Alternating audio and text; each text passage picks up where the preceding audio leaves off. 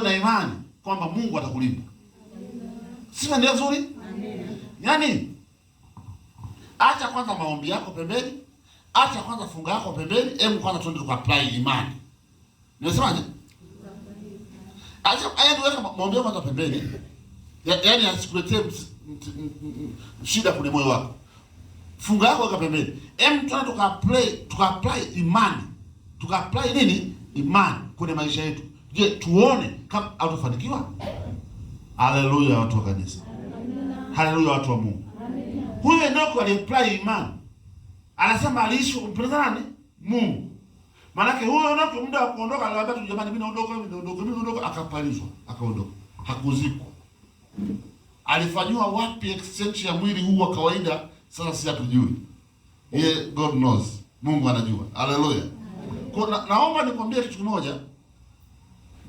Ukipepesuka kiimani hauwezi kufanikiwa kwenye mambo ya Mungu. Nimesemaje? Kwa sababu utachukuliwa upepo.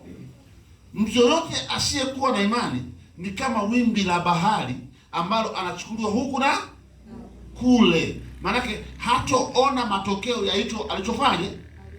Amini. Maanake hana imani yenyewe. Namba 6. Mstari wa 6. Lakini pasipo hiyo imani haiwezekani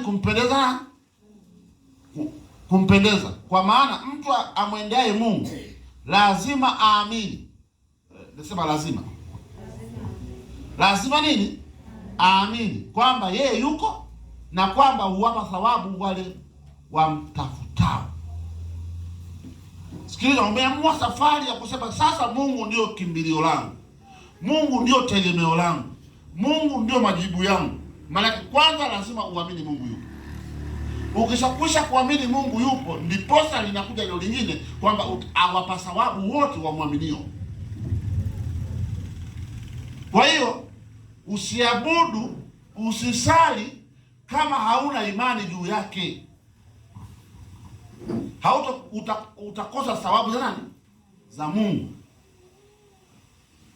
Jitahidi na jifunze kuwa na imani.